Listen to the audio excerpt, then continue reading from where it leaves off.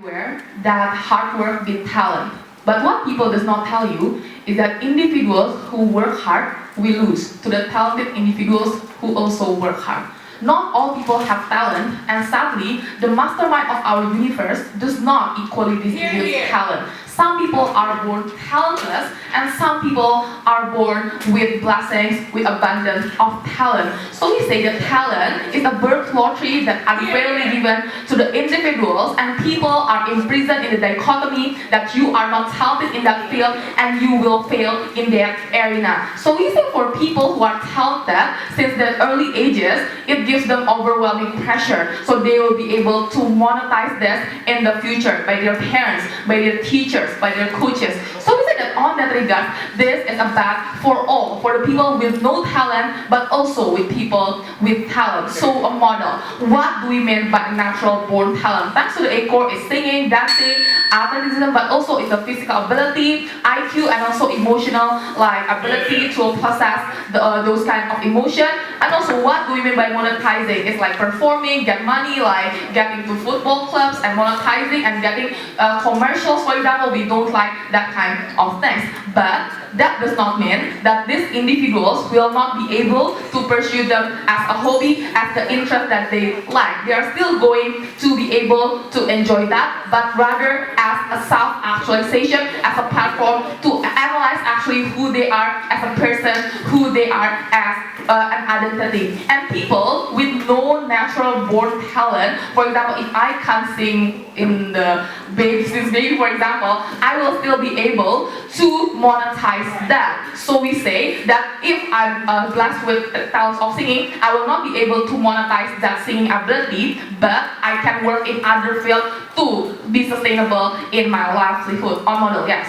Athleticism, if you want to develop it by hard work, it requires capital, it requires investment. Isn't that a lottery of birth that some are born rich and some are born poor? Okay, sure. We agree that some people are born rich and some people are born poor. But we say that hard work will still be able to triumph all this money. And I'm going to show you exactly why. When the competition is more fair, this is given the more money to people who are poor but with no talent. In your side of in your universe, there are still going to be people who are rich and who are with talent also, right? So we say that on their side, unfairness will still happen. This world is unfair, just accept that, right? But our side is going to make it better. Okay, so in this debate, I'm going to talk about three things, right? First of all, I'm going to talk to you about what constitutes a good matrix to monetize something. We say on OG, it's accessibility. It's when people have access to achieve what they aspire to be and when there's an opportunity for people to shine and achieve in that area. We say to analyze this, we need to analyze who are the people that monetize this natural talent. We understand, we know the case about Messi, for example, that he played football since 3 years old because the parents of Messi understand that this kid have a good physical ability, have creativity in passing the balls, for example. So we say that on that regard, natural born talent happens since childhood, right? And we say that is unfair. Why? Because the hard work will not be able to triumph talent. For example, you will be able to improve stamina and physical strength can be trained for some instances, but the player like Messi and Ronaldinho, for example, that have flair, they have creativity in passing the balls to other players, that is not born and that cannot be trained, and you will always lose the people that have it since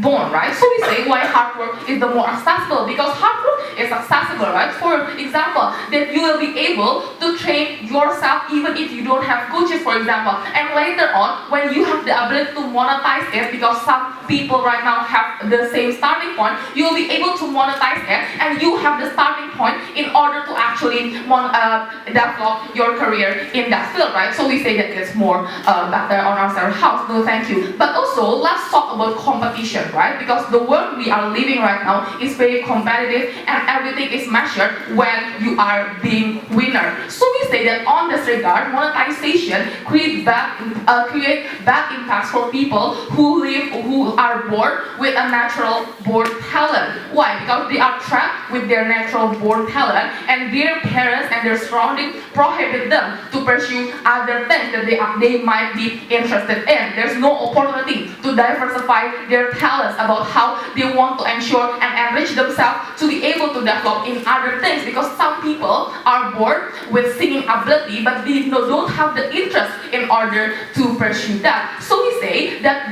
when there is money coming in the play, it gives more pressure towards these people, towards these kids, that you are a bad children if you don't want to monetize this, because this money can give the more welfare to your family, for instances. So we say this gives an overwhelming and unrealistic pressure for these children, because they think that you are blessed and you need to maximize and capitalize that and contribute to your family and to your well-being. Closing. No, I think that's a problem of parents pressuring children, because that will exist to things like that are monetarily beneficial, regardless of them having talent or not. No, but we say that the pressure is going to increase when there's monetization that happens in the equation, right? So we say that maybe pressure will still exist, but the amount of pressure is going to decrease when there's no monetization, right? So we say that for natural born talent, we say it's better to treat this as a relaxation and leisure method, when they will be able to channel this talent in order to make themselves actualize them as an individual, right? But also let's talk about how this will create a bigger appreciation for the art and sport and creativity, right? So we say right now, when there is no natural born talent having to monetize in television, in pop culture, for example, this means that all the society understand that people who make it right now, the people who are joining the competition in Indonesian Idol, for example,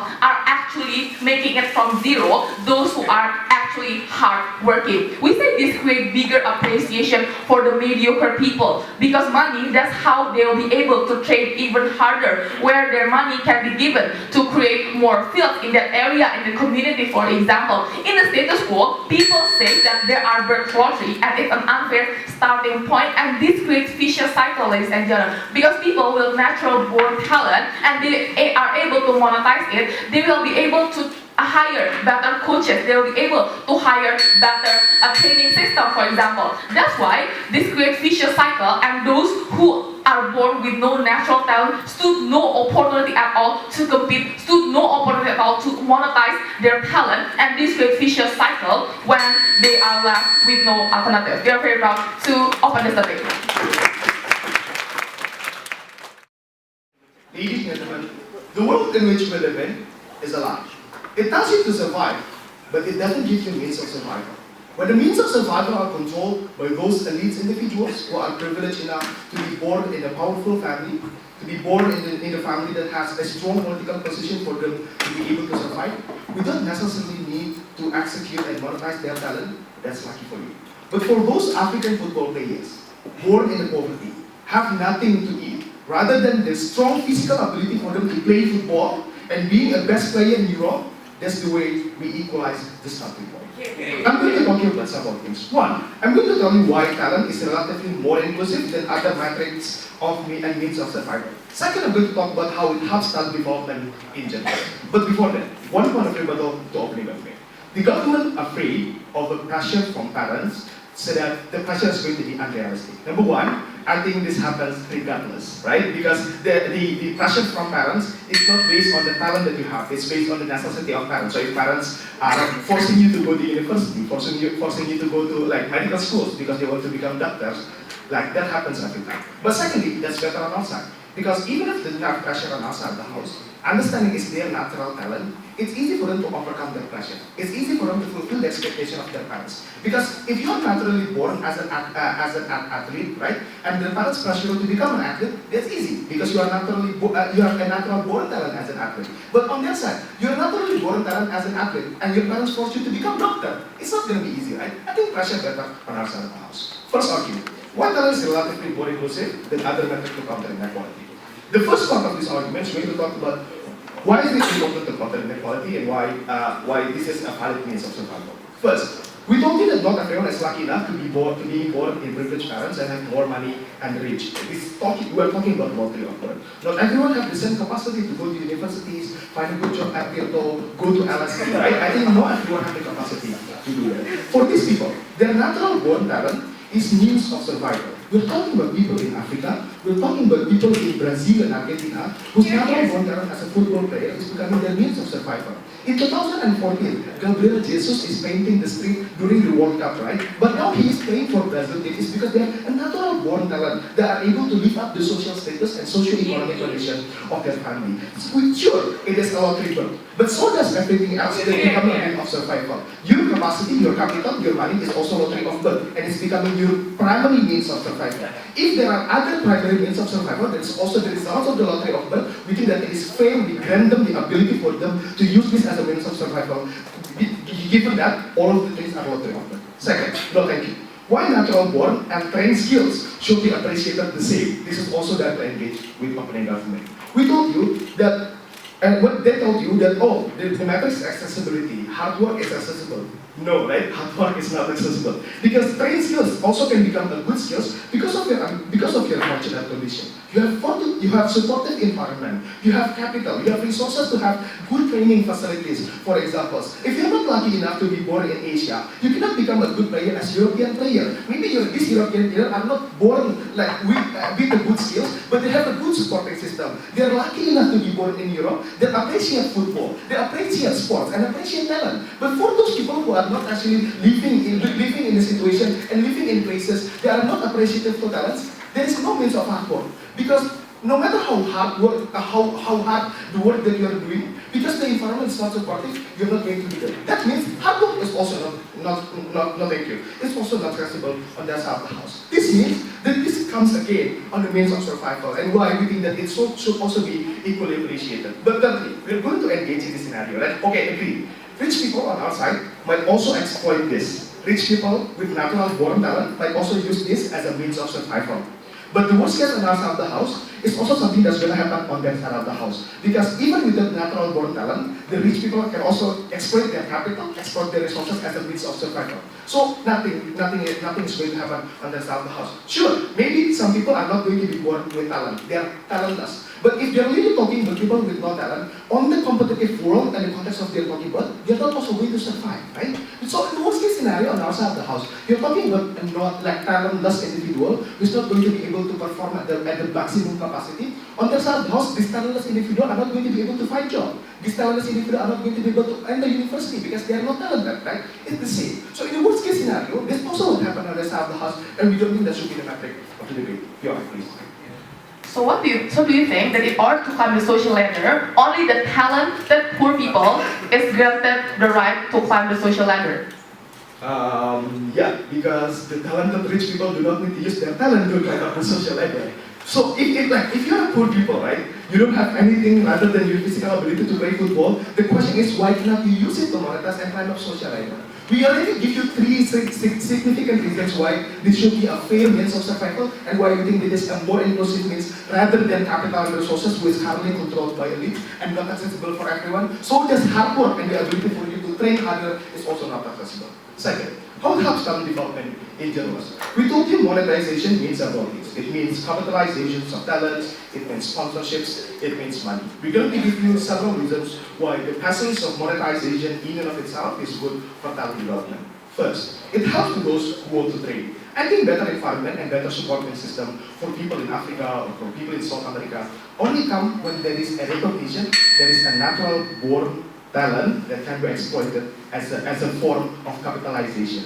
Like the development of training system, the development of like athleticism in Africa only exists after players like Drogba, after many African players are becoming a good football player. Like this means the presence of a natural born talent that monetizes can create a trickle-down effect benefit to those who might not have the natural born talent to have the access to the same training, to the same system that they are in with. Because for monetization, in order for them to get more and more money, they need to capitalize and they need to push these natural born individuals to achieve its maximum potential. And in order for them to do so, they need to create massive facilities, they need to create massive training system. You need to have good singing coach, you need to have a good finance coach. Right? And this means the other people who want to do hard work and want to train might also get a trickle-down effect benefit from this. So if you want to have a hard-working individuals on that side of the house, you got it on our side. What we need to get from government side of the house is not that talent is not accessible. What we need to hear, why is it not fair and why is it not okay For poor people in Africa, it has nothing to live, and their only means of survival is the physical ability.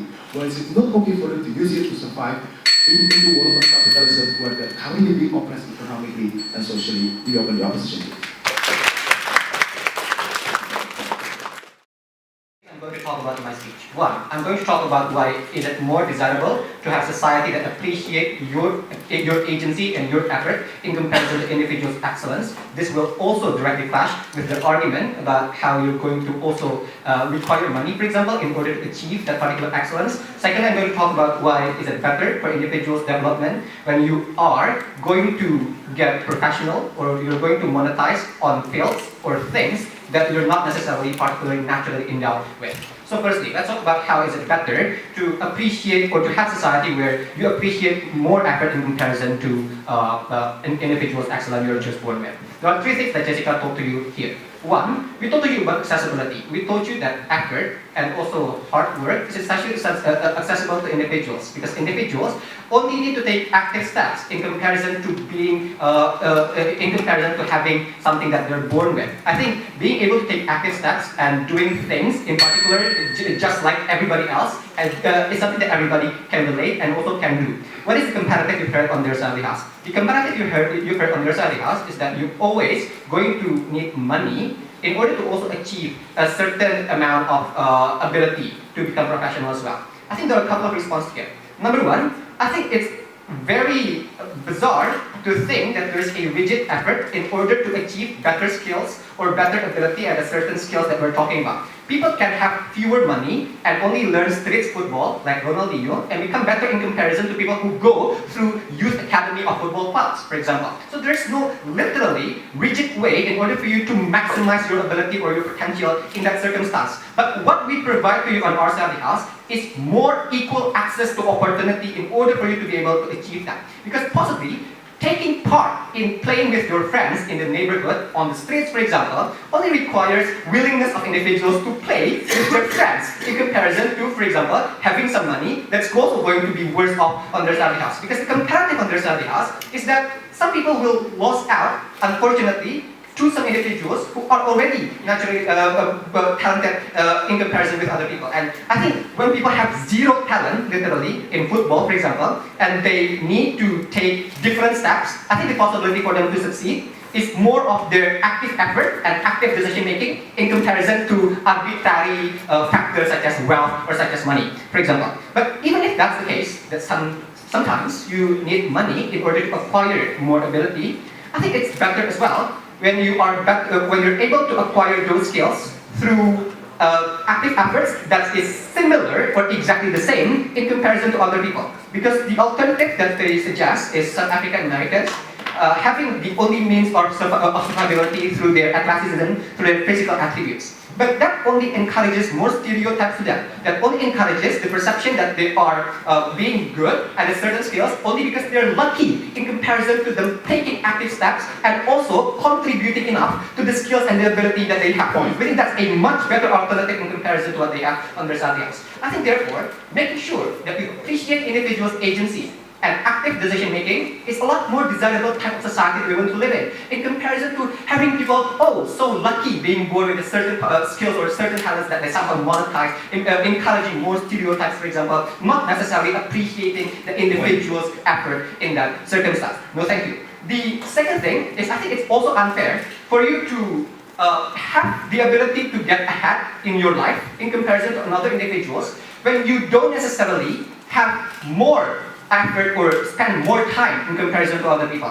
What does this mean? I think it's just unfair for Messi, for example, to only spend 3 hours of training and get more revenue or get more retribution in comparison to people who spend 10 hours of training. I think individuals' effort constitutes its will or those people's desire to actually become successful, and I think those desire to become successful needs to be appreciated more in comparison to just having the natural talent on their salary house. No, thank you.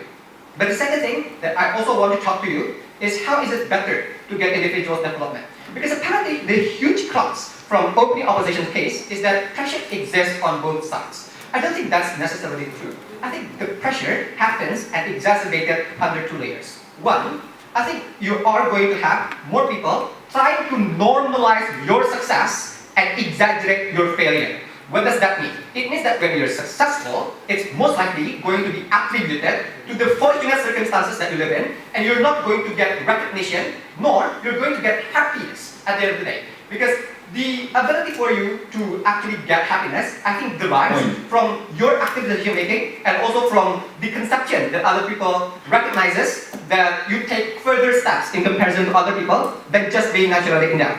But the second reason when we think the external pressure is going to happen is because people will exaggerate on your failures. Unfortunately, sometimes, even though people are naturally talented, people can get injured. People can also get failure in getting contracts because of multiple things. For instance, I think when you fail, you will also self-loathe yourself because you perceive this field is the field that you are supposedly going to be successful, and the failure from you will be exacerbated on your self-image. Closing. Like Blue Ivy just got born and already become the richest person in the world. So like, it's really time. Yeah, well, people can get rich, but it doesn't mean that on your salary house, those rich people are also going to get fewer ability or fewer talents. I think like the comparative is rather bleak on their salary house when they try to compare like talented or very talented poor people in comparison to untalented rich people. I think the metrics that you need to operate on should be which side provides more access or more equal opportunity to individuals that live in.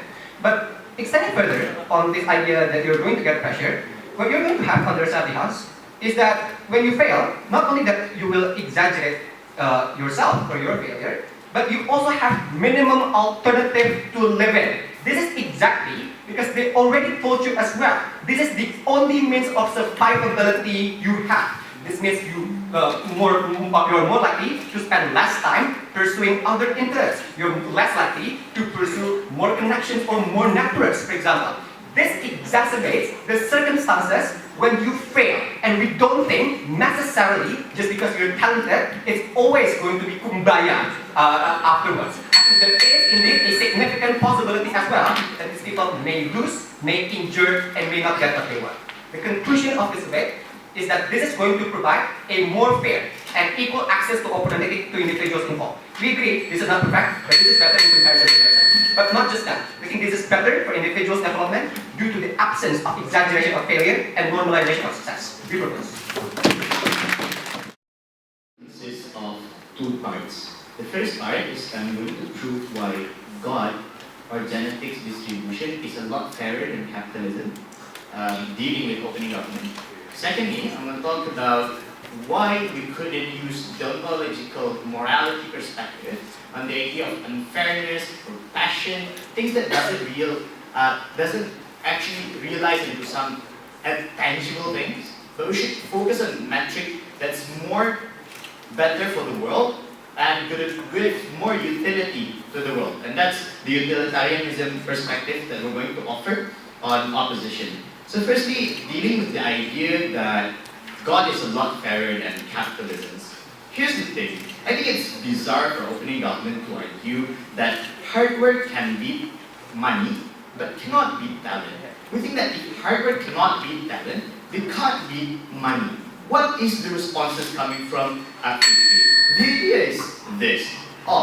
There's no rigid efforts necessary for you to have trained talent because you can use creative idea to develop your talent. We think this is a lie because the talent development mechanisms or methods belongs to the privileged individuals, right? So we want to develop a better methods of coaching footballs. It also only belongs to Manchester United or Liverpool. Jaya FC couldn't simply come up with the idea that this is a better way to develop them. Oftentimes it fails, right? So meaning that this is not rigid, but the means to discover that method is also belongs to the people who are rich, to people who can access the idea of the clubs of Manchester United or Liverpool. The second reason that they say is bad, it's an unfair, because people lose an unfair metric. They lose on people that that have talent, therefore they put more effort to it. We think that in any cases, people lose an arbitrary ground, right? That's unfair, that's the world, right? Sometimes, like, look, debating took very hard work. I can see that Jessica and Fikri took a very lot of hard work, me and Danny took a very lot of hard work. But sometimes we lose not because the hard work or talent, we lose because the edge is just biased. And that's actually a true case. We think that in a lot of circumstances, people lose because arbitrary reasons. People work very hard to learn economics, then suddenly financial collapse. We think this arbitrary reason exists in any part of the world, and we think unfairness is actually normal. The last response towards their side is the idea of pressure, because these people won't be appreciated, and when they fail, their failure will be exaggerated. My response is this. Right? We think that the idea towards getting maximum appreciations needs you to be able to perform on your maximum potential, knowing that you can provide the aesthetics. For example, your case, right? You need to show your aesthetics towards the world, and that's how you get appreciation. On your side of the house, when you can't monetize your singing capability, you won't show it to the world. You're not going to be able to show your maximum potential. So the greatest appreciation would not exist on your side as well, right? So you think that pressure, appreciation, or things like exaggeration of failure is something normal, and it can only actually exist on our side when you monetize that talent to be able to reach that maximum potential and fulfill people's interest, right? Show to the people that you can sing, and that's the highest gratitude that you can get as a person. Yeah. Why is it not desirable to have people's success being appreciated because active efforts they take and decision making they have in comparison to something that they're arbitrarily born with?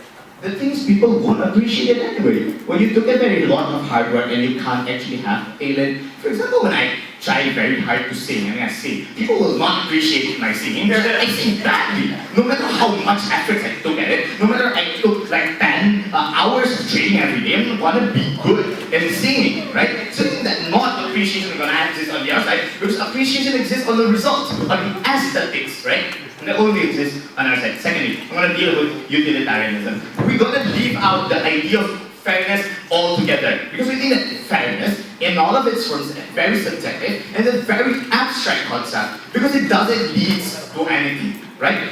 We think we're going to focus on utilitarianism. We think the world needs these talented people to advance the civilizations to be able to reach the maximum potential of the world. What concept are we citing? We're citing the concept of comparative advantage by David Ricardo. Basically, when he said that when France produced wine better than they produced wax, they should actually focus on the wine and not focus on the wet, because it's very inefficient for you to focus on the wet, right? So this is the idea. When I have good talent, I need to monetize that talent to get the most benefit for me, right? That's the first thing. For me, it's the good benefit. I'm only going to do it when I actually monetize it. You're not going to fulfill your talent when you're not going to get the monetization of it. I'm not going to sing when I can sing, even if I can sing, if you don't give money for it, right? I would rather do other types of jobs that get me money. So the only incentive for people to reach the maximum potential is only money as the highest form of appreciations. And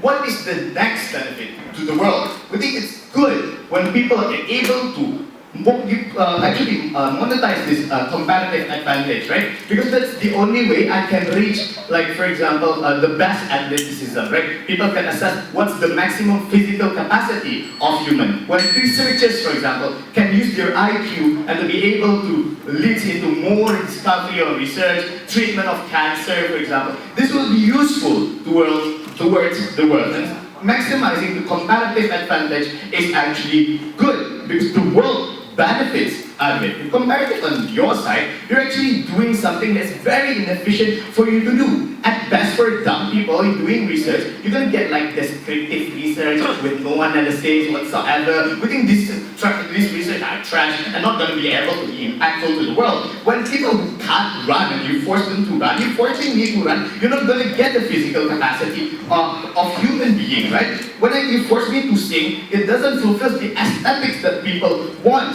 at the end of the day. this. So if only by comparative advantage, you're able to do this. And why is it important? We think trickle down effect of it is important. Why? Because the moment I would able, for example, to produce more researchers, it doesn't only benefit me, it benefits people who needs these researchers. While in contrast, in a barter system, he will provide me the aesthetic singing that gives me happiness, for example. And that's the utility. We exchange this utility. And that's why we justify liberal capitalism. We don't force country who can't produce like wet to produce wet because it's very inefficient and the world wouldn't benefit out of it. And we think that's the very important part of this debate. That's the most tangible part of this debate. Go back to the proposal. One quick rebuttal towards opening opposition before we move to our case. Okay, so let's talk a little bit about capitalism, right? Because that's how they try to frame it, that at the end of the day, you still have privilege from another way, be it by the virtue of you being rich at the end of the day. What we would say is that they're being very relevant here because we would argue that it is much easier to help break the bad effects of privilege and of capitalism. I think what is important to note is that redistribution is something that can happen. We see politicians like Corbyn, like Sanders, like Michelon that attempt to give redistribution at the end of the day to guarantee that the people that are average, the people that are not that talented, are able to keep up with the people that are talented. We think that focusing on the development of the average is something that can happen at the end of the day. Even FIFA, ladies and gentlemen, have a rule that is to say that you cannot utilize more cash for transfer of players compared to the cash that you utilize for development. What this shows to you is that this is something that can be done to guarantee that the people that are average can be developed enough that they can keep up. And we think therefore that there is further relevant on that part. Alright, I'm going to talk about two things in my speech. Number one, I'm going to argue that talent monetization will increase the price of talent entertainment and why this is something harmful. And secondly, I'm going to talk about how our world will result with better innovation inside of the industry if people enter area in which they are not talented at the end of the day. Let's begin with increasing the price of talent entertainment. Okay, I think what you need to note is that when we're talking about talent, there are gold stars, right? The one that from a young age are considered to be very, very amazing. People like Messi, people like Mozart. These are people that are special, that is demanded by the industry because they are considered to be rare, that they are the golden egg that assuming with a little polishing will be legendary at the end of the day, that will be relevant for the future. What it will result is that these people will become super expensive. What will happen then? Number one, we think that at that point, entertainment will be much less affordable. Why? Like, we think that ticket prices for matches, for concerts and the likes will be less affordable. Why? Because the talented demand that they are compensated not only for the price of their growth, but they demand compensation for their talent on itself, ladies and gentlemen. So it goes beyond then the price that they take to make music or the price that they take to be a footballer. They demand a compensation that's additional because they have talent that other people don't have. So they make it into a commodity that makes it much more expensive. Now, why is accessibility so important? Why is affording matches and concerts so important? Because for many, no, the ability to access this entertainment is something that is relevant for themselves. We think that in a stressful world that is very unjust, in which you are unable to go up the career ladder, or a stressful world in which you are broken up with your girlfriend, we think that at that point, for those that are unable to get happiness, real experience and the things that they like is something that's important, and we think that this, for the talented that have a lot of effort, to take it away is something that's unjust. But secondly, we think that these are cashes that could have been utilized for the development of other people, right? The thing is, it is not being used, ladies and gentlemen, because now the money of the industry is focused on getting and acquiring the golden egg. It is utilized for these people that they think is going to be the superstar. So rather than utilizing the money for a redistribution, for opening small schools for football instead of villages and rural area, you will rather use talent scouts that seek for the next superstar. We think that at that point, you take away the ability of people to determine their identity and to focus for the dreams that they would like. We think that therefore you take away that right from the people. What is the comparative? We think that with less monetization of talent, finally the price can be dragged down. Right now you're only going to be paid for the effort that you take and a little bit more so that you can have a good life. We think that at that point, the average, should they be dominating this industry, it is much more likely for the entertainment to be finally accessible for the masses. Closing. Why can't putting a cap on the money is not enough? Simple. Because even if you were to put a cap, we still think that even within this cap, all of the teams, all of the industry, all of the music record will still stand for the superstar anyway. If you were to cap it for 1 million, you still think that like Manchester and all the other teams will still give all they can to acquire the talent at the end of the day. But secondly, we still think that there are lots of lobby groups that can help in changing the government to guarantee that this will not to happen, right? Alright, second point, let's talk about how our world will result with better innovation in the industry if some people enter areas in which they are not talented. The first thing that I'd like to note is that people do have the ability to achieve greatness with hard work, alright? So even if you are average in the beginning, you can achieve greatness. Underdog stories do exist. Leicester legendary performance, Ronaldo and Messi losing in this World Cup, Independent University winning UABC, ladies and gentlemen. We think that underdog stories do exist. How do they do that? They utilize specific training, they learn strategy, they understand that they are not that talented, but they learn the weakness of the opponent when they become reckless. They train to the hardest to allow their body to adapt, their strength, and have muscle memory. Sure, they do not have it from birth, but they train so hard that it becomes ingrained with their body anyway. So you can achieve greatness. It is a different approach for sure, but it is there. Because we know that babies and humans are blank slate. They don't come out singing like I don't know, some cool singer, but they can be trained anyway, right? But secondly, let's talk about industry development, right? A very important contribution from ours. We think that lots of people want to have a good life and they would like to have monetization. It means that if you want the greatest monetization, you might need to jump off your talent ship to another industry that you might be less talented than it is.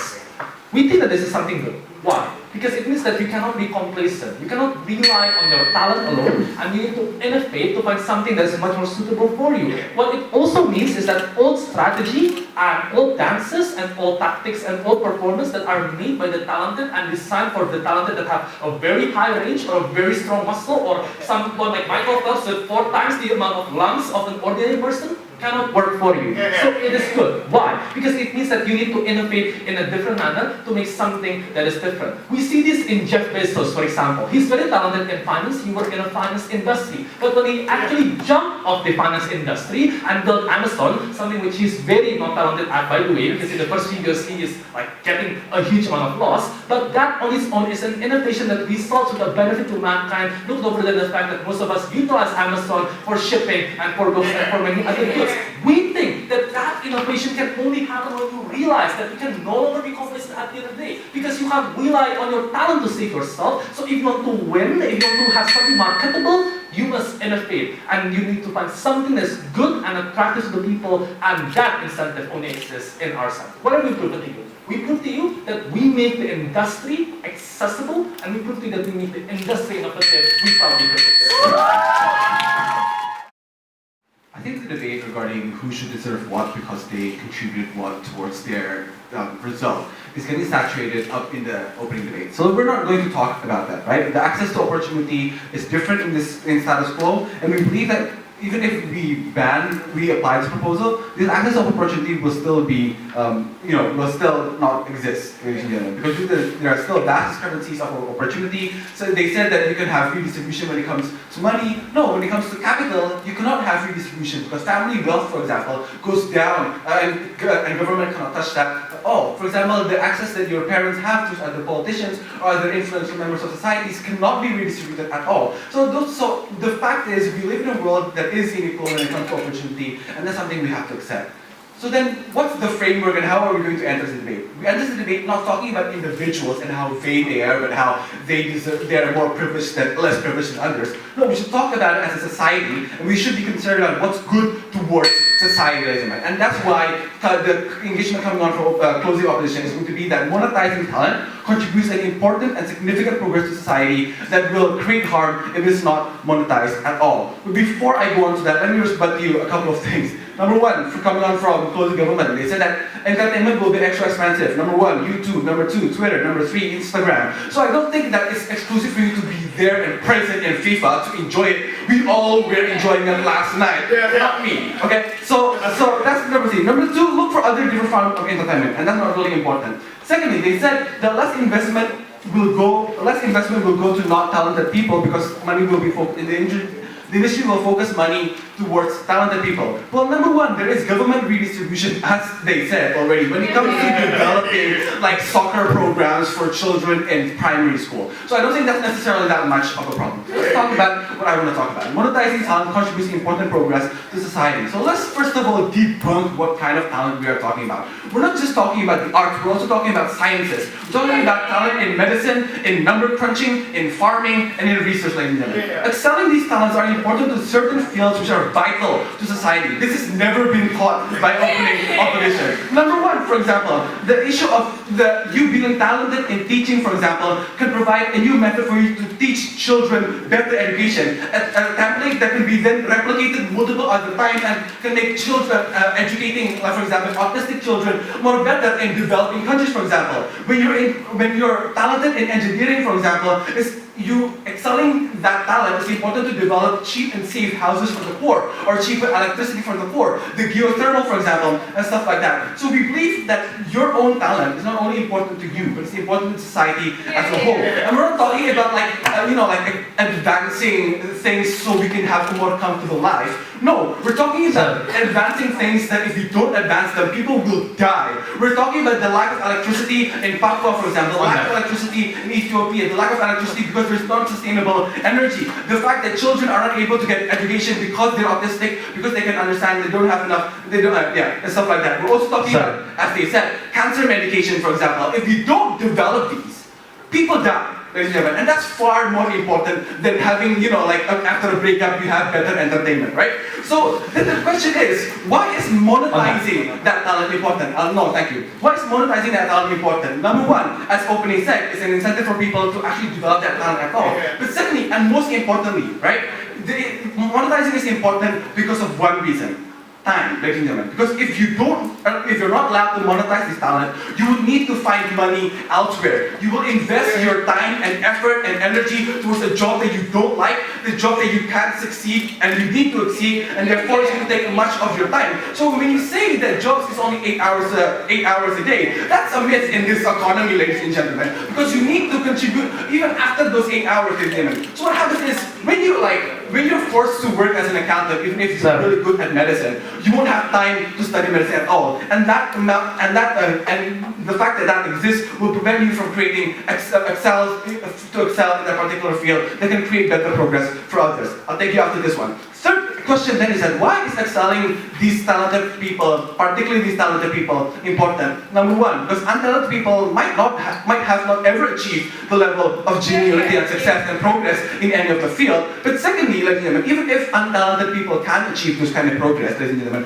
the important thing that you need to understand is that it often takes a longer amount of time, right? Not talented people, for example, to establish electricity might take an extra 200 years, ladies and gentlemen. Talented people such as whoever invented electricity takes only 10 or 15 years faster. And you say this only 20 years faster, 30 years faster. But the issue that you need to also understand is that the problems that exist in society right now is time sensitive. Each second and each year you don't develop better electricity for people in Ethiopia, you don't develop cancer medicine, it's people dying, ladies and gentlemen. So you need to take into account the fact that we as a society have problems that we need to address to. We have the talented individuals. If we invest in them, we have the time and financial support to pursue them and save millions of lives.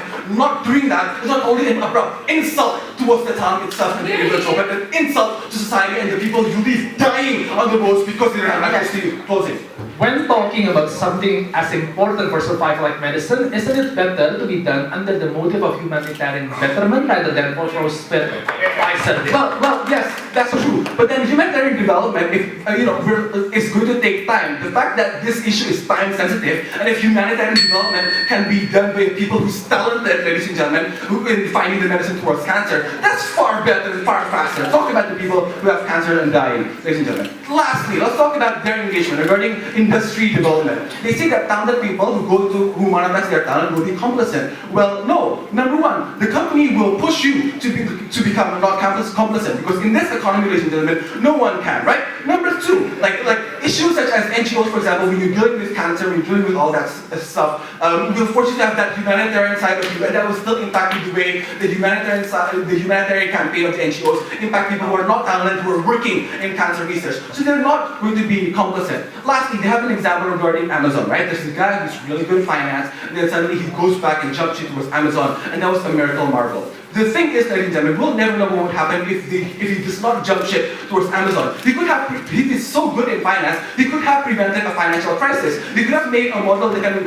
identify what bubble and how to prevent them, right? So ladies and gentlemen, what we're talking about is this. Problems and death in status quo is time sensitive. We have the individual and the talent that could have prevented them a lot faster and a lot sooner if we allow them to invest and monetize in that. So why not? Thank you. I'm going to close the case of closing government by talking about two things. One, I'm going to talk about productivity and the improvement of our society. Second of all, I'm going to engage in the principal area. Is this policy actually fair or not? Let's talk about productivity first. I'm going to engage with the concept coming from opening opposition initially, because they say that the concept of a comparative advantage is the best thing there is for society to survive. To this, I only have one simple response. We argue that it is simply discriminative for you to assume that people can only succeed if they focus on the things that they are initially talented at, ladies and gentlemen. Take an example of me, for example. I used to have a fascination in natural sciences. I performed easily in chemistry during high school. I entered the faculty of mathematics and natural sciences during my university. But as time passes, I lost interest in it and instead opted into debating, and I managed to get an intern in Gojek instead. What I'm trying to say with all of this is that all of this is that it is not inherent that you will always fail when you're not talented in something. As long as you are greedy, you can succeed, ladies and gentlemen. Let me bring to you a research that is done by the psychologist Angela Duckworth, right? A lot of talented people opted into a military school, where a lot of them fails, ladies and gentlemen, because they don't have the capacity to struggle to begin with. Meaning that it is completely possible for you to be greedy and to beat all of those talented people at the end of the day. This is the reason why Graham's context becomes extremely important, because what he brings is two things. Number one, he can bring the idea of innovation, because since greedy people don't have the natural propensity for them to strive at a certain thing, they can be creative and they can do certain things that are unique, that can develop themselves on a particular field, say debating and so on and so forth. The importance of this argument is that by the time this innovation arises, it will be inclusive to everyone, ladies and gentlemen, which means that the benefits will not only come to the privileged people that are these talented people, but it will come to the majority of the society. We think that this also satisfies the Marxist framework that Carissa wanted to talk about, right? But second of all, we argue that the thing that he brought is that governments can provide platform for you to self-actualize, ladies and gentlemen. Closing opposition said it's not possible. Well, factually speaking, it is not the case. We have lots of scholarship for poor people that are really in sports, for example. We have special categories for underprivileged institutions in many competitions to help them to strive at the end of the day. So we argue that all of these benefits is not mutually exclusive at all. This concludes the case of opening opposition. Let's talk about closing opposition next. Because the extension that comes from closing opposition is to say that sometimes this is necessary, because there are sometimes an issue that is very, very big, such as curing cancer and so on and so forth. To this, we have two responses. Number one, we must recognize the meaning of monetization. What monetization means is that it is for profit, ladies and gentlemen. It is for profit, it is for your self-interest at the end of the day. Most likely, the corporation that utilizes talented people will prioritize things that are not humanitarian in nature, but is profitable to them, ladies and gentlemen. Take the case of Ebola. Several years ago, Ebola has been found to happen in Africa, but the science research are not focused on Ebola, it is focused on curing bottles, ladies and gentlemen. Because it is perceived to be profitable for this company if they cure bottles, if they cure Ebola, in comparison to they cure Ebola to begin with. So we argue that the context of helping people are most of the time not profitable, and most likely this monetization will be becoming exclusive to the privileged communities themselves. We think that is completely bad. No thank you. No thank you. Second of all, let's talk about comparative. Why do we think that all of this benefit can exist under our side? What Fair brought in POI, never been sufficient responded, is that they can do this for humanitarian benefits, ladies and gentlemen, or they can do this because they like it. Take an example of Einstein, for example. He developed the theory of relativity that eventually makes it possible for nuclear weapons to be developed and thus ending the Second World War. He is not financially motivated, ladies and gentlemen. He only do this for monetary benefit, and at best, At best, what he receives are things like grants for his research, are things are donations coming from a certain actor, ladies and gentlemen. What I'm trying to say with this is that their benefit is not mutually exclusive, while our benefit is instead. The conclusion of this is that the concept of comparative advantage is not the most important, and we have also proven to you that that the benefit of humanitarianism can only happen on our side. No, thank you. Second of all, let's talk about whether this is fair or not.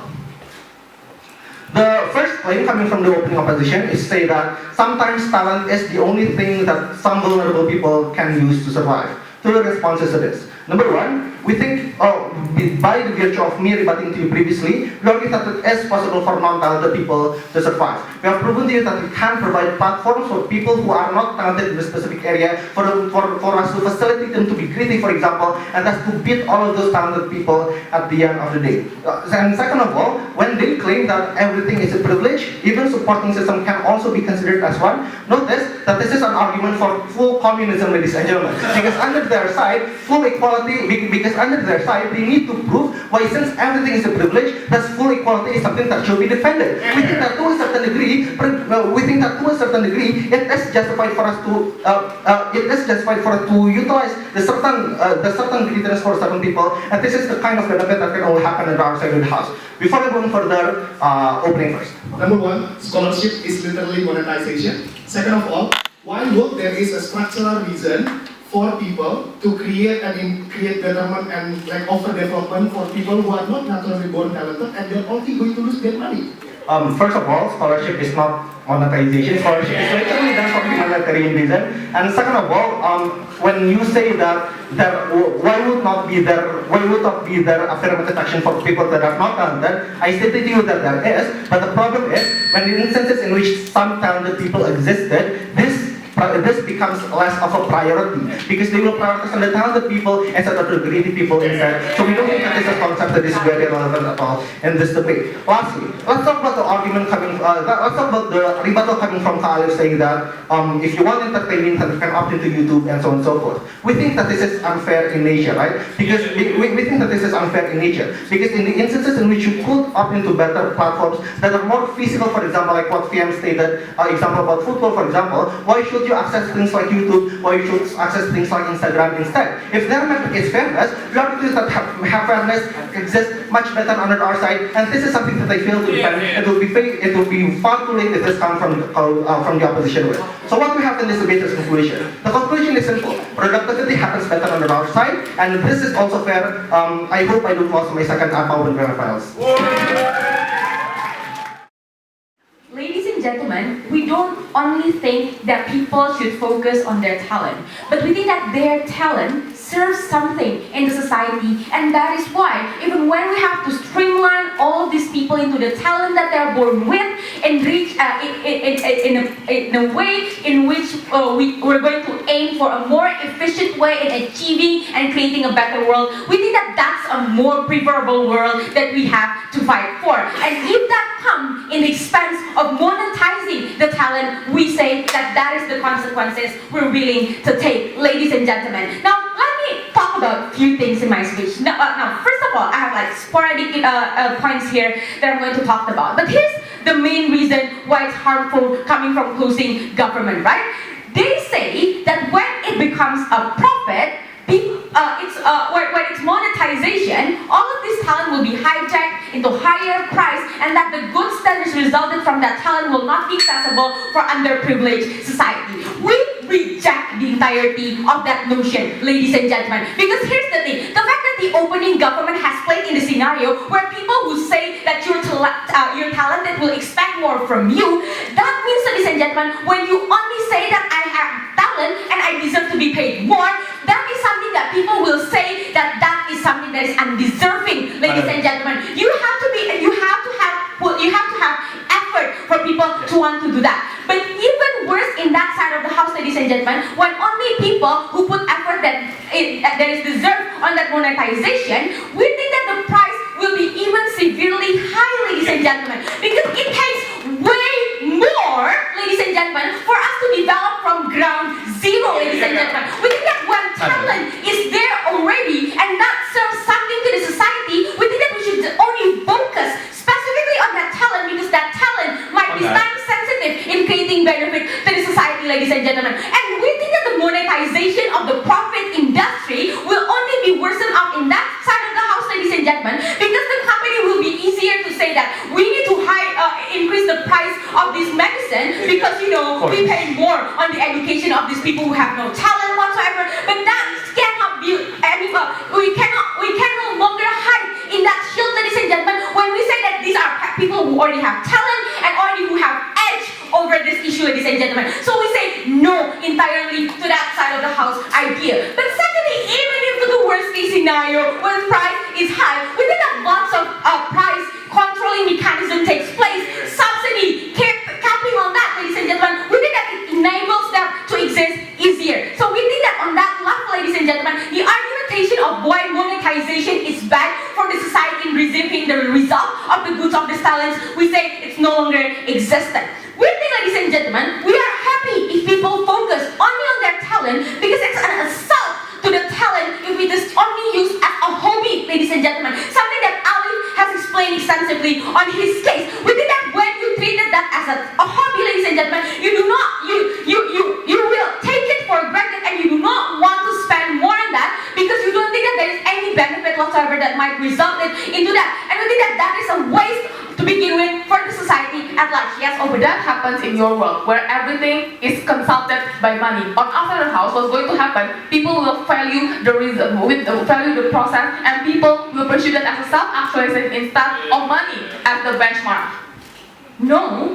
Yeah, even if people value the effort pays require more money to be valued than the talent that is born without the money necessity there. But even if that's that's irrelevant. Yes, any point from closing? Okay, so that we think, ladies and gentlemen, what is important is that we have to shift the nuance of this debate. That saying that talent should only just be hobby, we think that talent should also be considered as something that is morally responsible for you to do more for the society, ladies and gentlemen. That comes to the point that say that, well, when it comes to something that is time sensitive and like that, it should always be humanitarian reason. We think that that's not mutually exclusive, but secondly, humanitarian reason comes at the mercy of people who wants to spend the money on it, ladies and gentlemen. We think that we have to put the blame and shift the moral responsibility on those who have the talent, ladies and gentlemen. Opening opposition only says that we need money to improve the talent, but we take it a further step into the extent that saying why it is necessary for the talented individual to focus on their talent because that serves something to the society at large. Yes. Don't you think when people treat their talent as hobby, people will most likely apply self-fulfilling standard and makes them more likely to be satisfied in comparison to your standard there's pressure? No, look, we don't care whether or not they're satisfied. And we don't like when they have self-serving standard. Because what's the use of that to the society at large? The society who wants to spend the money needs to get something out of that very talent, and that can only come when they spend, when that talent serves the greater good of the society that is set as the standard of society. Alright, last chance. Many governments put solving injustices and put solving plagues as one of their main priority. This is why humanitarian incentive can be enough and you don't need to rely on for-profit if your government is good and you make it so. So, if the situation is already that good, wait. Okay. So if we already have a good government, that means this redistribution is fine. So we don't think that there is a problem with talent as something that is privileged in nature, right? We think that redistribution is already taking place like what they want. So there's not much differences with our proposal. But we think that you have more responsibility when you're talented, that you are paid more because you should serve something as a purpose to the society, ladies and gentlemen. We think that when you treat your talents as a hobby, that is an assault to that very talent because God sent you to do something in this world, ladies and gentlemen, and if you don't use that good to serve this benefit of society, we think that's an assault not only to that very talent but also to the society at large. We oppose.